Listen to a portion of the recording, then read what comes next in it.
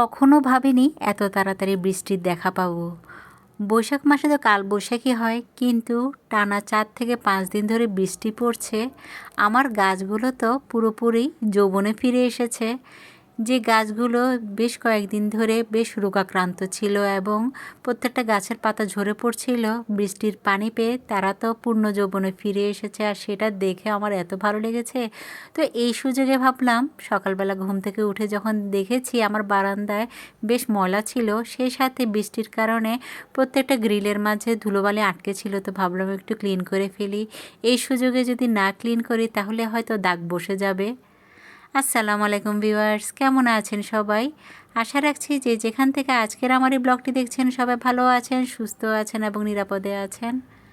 প্রতিদিনের মতো চলে এলাম নতুন একটি লাইফস্টাইল ব্লগ আপনাদের সাথে শেয়ার করার জন্য। আশা রাখছি আজকের ব্লগটিও আপনাদের অনেক ভালো লাগবে, আর সেই জন্য লাইক প্রেস করে ভিডিওটি কন্টিনিউ করে যাবেন।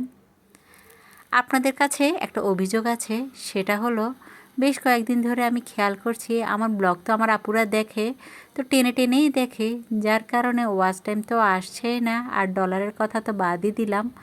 আমি কিন্তু ভালোবেসে আপনাদের সামনে হাজির হই, আমার সংসারের এই সকল কাজকর্মগুলোকে তুলে ধরি, কিন্তু আপনারা যদি টেনে টেনে দেখেন আমার যে কষ্টটা সেটা তো সার্থক হবেই না। তার উপরে গুটি কয়েকজন ছাড়া যে সকল ভিউয়ার্স বা ব্লগার আপুরা আছে তারা অনেকে হয়তো কমেন্ট করে চলে যায় ব্লগটা না দেখে। আর সে সাথে এই যে আপনারা যে যারা না দেখে কমেন্ট একটা রেখে যান, তখনই কিন্তু বোঝা যায় আমার ব্লগটা কারা দেখেন আর কারা দেখেন না। একটা ব্লগের শুরু থেকে শেষ পর্যন্ত কিন্তু অনেক ইনফরমেশন দেওয়ার চেষ্টা করি বা অনেক কথাই বলি, সেই সকল কথাগুলো কেউ হয়তো মনোযোগ সহকারে শুনেনি না।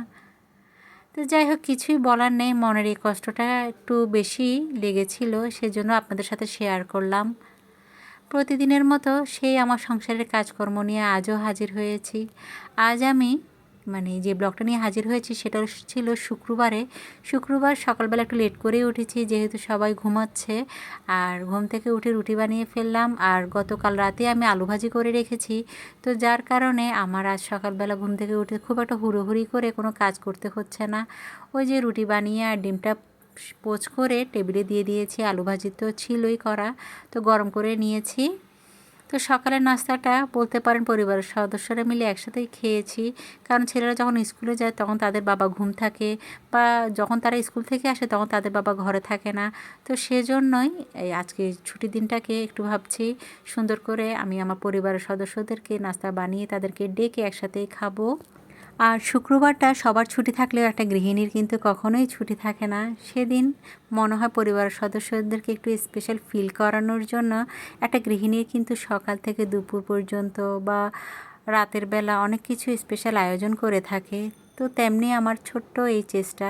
তো ভাবলাম আজ আমার যে পছন্দের ডিনার সেট আছে সেগুলো বের করে একটা সুন্দর একটা নাস্তার আয়োজন করে ফেলি।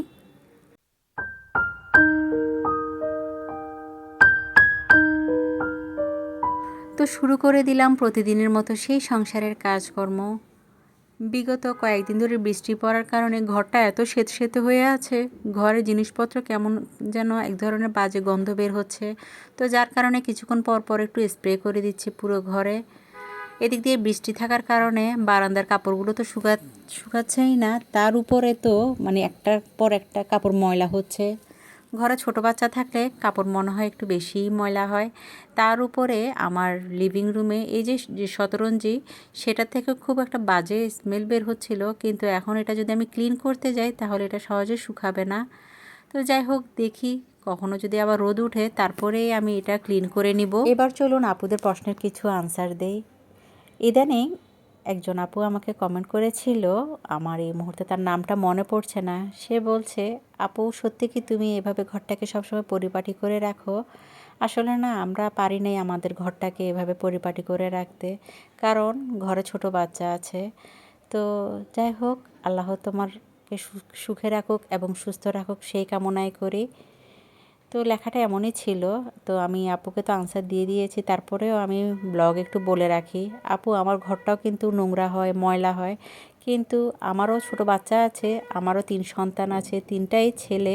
তো বড় ছেলে তো তেমন একটা ঘর ময়লা করে না, কিন্তু ছোট বাচ্চা দুটো তো এখনও ছোট, আমার ঘরটাকে ওরা যখন ময়লা করে তার কিছুক্ষণ পরে আমি এটা ক্লিন করে ফেলি। তবে সবসময় হয়তো পেরে উঠি না, সকালবেলায় চেষ্টা করি যখন ওরা স্কুলে থাকে বা ঘুম থাকে তখনই ক্লিন করে রাখতে, কিন্তু হয়তো 2-3 ঘন্টা পর আবার নোংরা হয়ে যায়, আবার হয়তো দুপুরে গোসল করার আগে একবার হালকা করে পরিষ্কার করে ফেলি। তো এরপর আর সারাদিন কিন্তু তেমন একটা ক্লিন করে রাখা হয় না, এভাবেই আমার ঘরটা থাকে সব সময়। শুধু ব্লগের আগেই যখন ঘরটা পরিষ্কার করি তখনই আপনাদেরকে এই জিনিসগুলো শেয়ার করি। কিছুদিন আগে একজন আপু আমাকে কমেন্ট করে জিজ্ঞেস করেছিল আমার যে ওয়াশিং মেশিনটা সেটা কেমন সার্ভিস দিচ্ছে। আমার ওয়াশিং মেশিনটা দীর্ঘ 2 বছর আগে কিনেছি, আলহামদুলিল্লাহ। এটা তো 20 বছরের ওয়ারেন্টি আছে। শুধু কিছুদিন আগে কিছু তেলাপোকা আমার এই যে ওয়াশিং মেশিনের ভিতরে যে সার্কিটটা আছে সেটা কেটে ফেলেছিল, যার কারণে ঠিকমতো এটা ঘুরতো না আর এটা ঠিকমতো কাপড় ওয়াশ হতো না। তো যার কারণে সার্ভিসিং করার পর এখন আবার আগের মতো কাজ করছে। এটা কিন্তু আমার কোনো ভুল ছিল না। এই যে মাঝে মাঝে তো ঘরে ছোট ছোট তেলাপোকা ঘরে থাকে, তো সেগুলো যে ওয়াশিং মেশিনের ভিতরে যে ঢুকে তার কেটে ফেলবে সেটা তো আমার জানা ছিল না। না হয় আমি এর ভেতরে আমি যে তেলাপোকা মারার ওষুধ সেটা দিয়ে রাখতাম। তো যাই হোক, সচেতন হয়েছি। এখন আমি কি করি, 2 থেকে 3 দিন পর পর ওয়াশিং মেশিনের চারপাশে একটু তেলাপোকার ওষুধ ছিটিয়ে দিই। আর এদিক দিয়ে তো দেখতে পাচ্ছেন আলহামদুলিল্লাহ ওয়াশিং মেশিনটা কিন্তু খুবই ভালো। আর এটা 8 কেজি, যেটা দীর্ঘ 2 বছর আগে আমার থেকে প্রায় 55,000 টাকা নিয়েছিল। আর এটা হলো স্যামসাং কোম্পানির। তো আপনারা যারা ওয়াশিং মেশিন কেনার ইচ্ছা আছে তারা কিন্তু স্যামসাং শোরুমে গিয়ে দেখে আসতে পারেন। আর এদিক দিয়ে কথা বলতে বলতে আমার ছেলের রুমটাও একটু গুছিয়ে নিয়েছি। আর এভাবে সব সময় পরিপাটি করে গুছিয়ে রাখি ছেলের রুম, আমার নিজের বেডরুম, লিভিং রুম আর ডাইনিং রুম।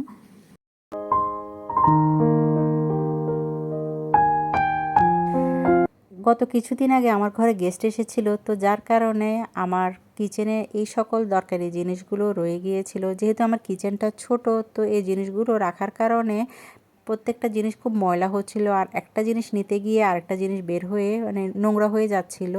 তো ভাবলাম আজ আমার কিচেনের এই সকল দরকারি জিনিসগুলো একটু গুছিয়ে রাখি। তার উপরে আমার কিচেনের হাঁড়ি পাতিল এবং ননস্টিক যে প্যানগুলো আমি সব সময় ইউজ করি সেগুলো তো ক্লিন করে কিচেনে রেখে দিয়েছিলাম, শুধু এগুলো গুছিয়ে রাখা হয়নি। তো একসাথে সব কাজই আজ সেরে নিব। তো যার কারণে আমার কিচেনের এই সকল দরকারি ঝুড়ি, বাস্কেট, তার উপরে কিচেনের হাঁড়ি পাতিলগুলো আমি কোথায় গুছিয়ে রাখি আজ আপুদের সাথে সেটাই শেয়ার করব। এর আগেও কিন্তু আমি এটা শেয়ার করেছিলাম, তো ভাবলাম আজ যখন গুছিয়ে রাখছি সেটাও আপুদেরকে একটু দেখিয়ে দিই। আমার ডাইনিং রুমে যে ডাইনিং ওয়াগনটা আছে তার নিচের অংশে যে 3টা বক্স করেছি আমি, এই বক্সগুলো একমাত্র করার কারণ ছিল আমার কিচেনের এই সকল দরকারি জিনিসগুলো গুছিয়ে রাখার জন্য। কিচেনে থাকলে তেল চিটচিটে হয়ে যায় এই সকল জিনিসগুলো, তার উপরে ব্যবহার করতে গেলে অনেক ময়লা হয়ে যায়। তো যখনই যেটা দরকার তখনই আমি ওয়াগন থেকে নিয়ে ব্যবহার করি।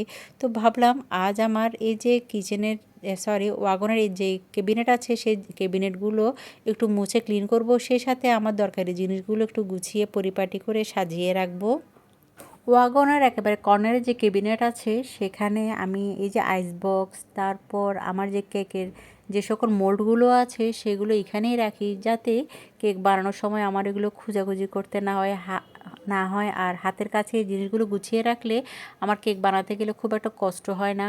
আর আমার কিচেনের যাবতীয় যে সকল এসেনশিয়াল প্রয়োজনীয় জিনিসগুলো আছে সবগুলোই কিন্তু আমি এখানেই রাখি, যার কারণে আমার কোনো জিনিস ব্যবহার করতে গেলে খুব একটা ঝামেলা হয় না খুঁজতে।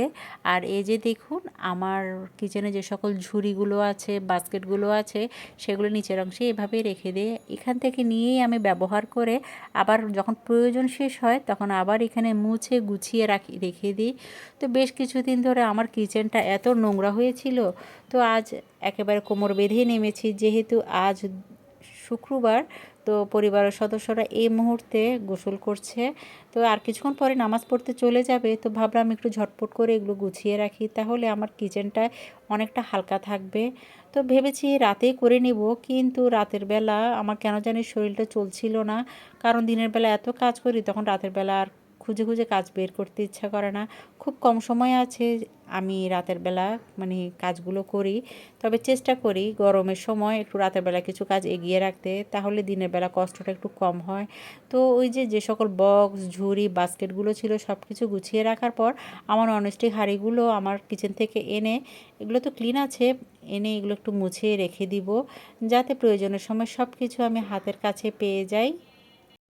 আপনারা অনেকেই আমাকে অনেক আগে থেকে প্রশ্ন করেছিলেন, আমার কিচেনটা তো ছোট, আমি এই সকল হাঁড়ি পাতিলগুলো কোথায় গুছিয়ে রাখি। এই তো আমি আপনাদেরকে আমার সবচেয়ে কমন আর একটা প্রয়োজনীয় প্রশ্নের উত্তর এখন দিয়ে দিলাম। আশা করি যারা এই প্রশ্নের উত্তরটি জানতে চেয়েছেন তারা উত্তরটা পেয়েছেন। তো আপনারা তো প্রায় দেখেন আমি আমার এই সকল হাঁড়ি পাতিলগুলো আপনাদের সাথে শেয়ার করি রান্না করার সময়। এগুলো ঠিক তখনই ব্যবহার করা হয় যখন আমি ব্লগ করি, কিন্তু ব্লগ ছাড়াও যখন আমি নর্মাল ঘরে রান্নাবান্না করি তখন অন্য হাঁড়ি পাতিল আছে, আমি সেগুলোই ব্যবহার করে থাকি। এগুলো খুব যখন স্পেশাল কিছু রান্না করি তখনই এই হাঁড়ি পাতিলগুলো বের করে তখনই ইউজ করার চেষ্টা করি।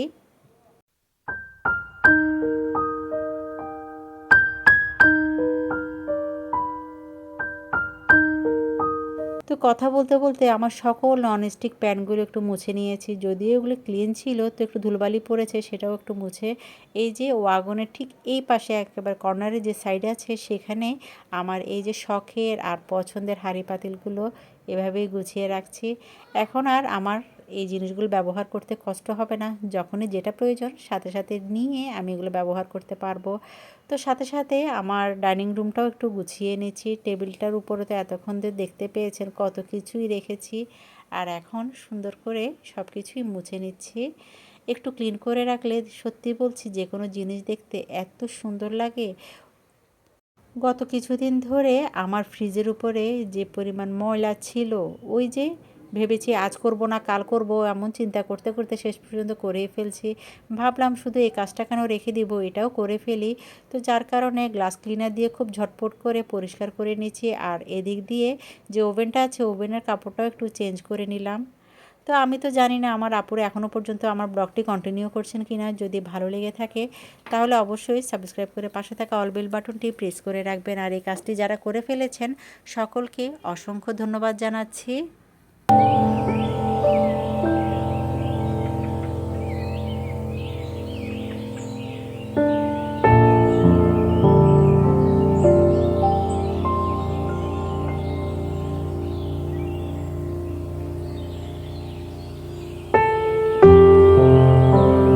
কথা বলতে বলতে সংসারে বেশ কিছু কাজ করে ফেলেছি, সে সকাল থেকে দুপুর হয়ে গেল আর এখন 12টা বাজছে। দেখতে তো পেয়েছেন আজ ছুটির দিন ছিল, এই ছুটির দিনে কতগুলো কাজ আমি বের করেছি।